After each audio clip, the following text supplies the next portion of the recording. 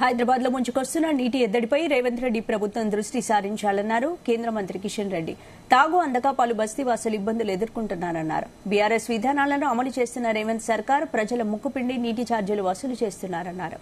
ఇంతగా వసూలు చేస్తున్న ప్రజలకు నీరందించడంతో ప్రభుత్వం విషమవుతోందని మండిపడ్డారు కిషన్ రెడ్డి.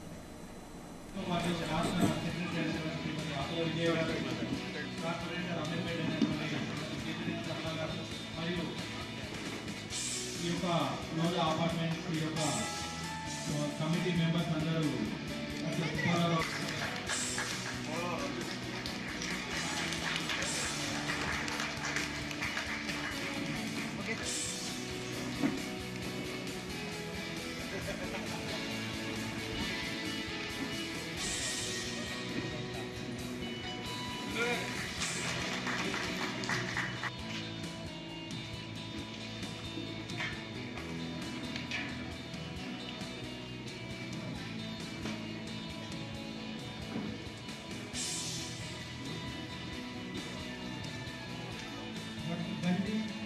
వసుధా రాణి గారు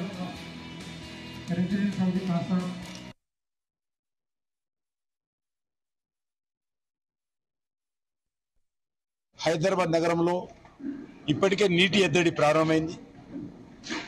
అనేక బస్తీలు, అనేక కాలనీలు మరి నీరు లేక ఇబ్బంది పడుతున్నటువంటి పరిస్థితి.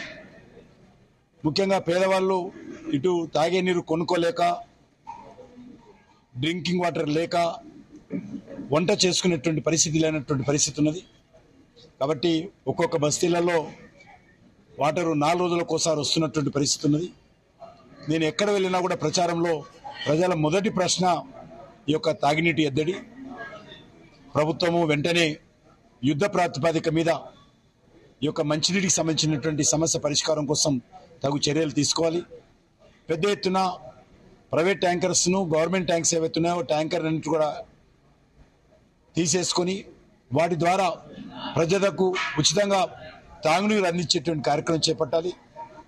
మనకు కృష్ణానది నుంచి వచ్చినప్పటికీ, నాగార్జునసాగర్ నుంచి వచ్చినప్పటికీ, అదేవిధంగా గోదావరి నీరు వచ్చినప్పటికీ కూడా హైదరాబాద్కు ఈరోజు సరిపడా తాగునీరు మరి అందడం లేదు. బోరు బావులు పూర్తిగా అడుగంటిపోయినాయి. చుక్క నీరు కూడా కనిపించడం లేదు. కాబట్టి హైదరాబాదు నీటి ఎద్దడి తీవ్రంగా ఉండేటువంటి ప్రమాదం ఉన్నది. కాబట్టి ప్రభుత్వం వెంటనే అఖిలపక్ష సమావేశం ఏర్పాటు చేసి హైదరాబాద్ నగరానికి సంబంధించినటువంటి నీటి ఎద్దడి ఎదుర్కోవడానికి కావాల్సినటువంటి కార్యాచరణ ప్రణాళిక చర్చించి అమలు చేయాల్సిందిగా నేను ప్రత్యేకంగా కోరుతా ఉన్నాను. ముఖ్యమంత్రి గారు, మీరు ఢిల్లీకి వెళ్ళండి, వారానికోసారి, ఏం పర్వాలేదు.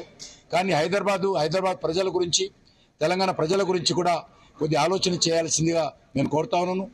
మీరు ఎంతసేపు పార్లమెంట్ ఎన్నికల కోసము హైదరాబాద్ నగరంలో, తెలంగాణలో మరి భయపెట్టించి, బెదిరించి వసూలు చేసిన డబ్బంతా కూడా రాహుల్ గాంధీకి పార్లమెంట్ ఎన్నికల కోసం పంపిస్తున్నారు.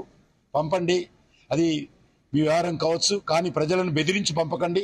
కానీ దాంతోపాటు హైదరాబాద్, తెలంగాణ ప్రజలు ఎదుర్కొంటున్నటువంటి సమస్యను కూడా పరిష్కారం చేయండి. ఇచ్చిన గ్యారంటీలు గాలికి వదిలేయకండి, గారడీలతో కాలం గడపకండి. ప్రజా సమస్యలు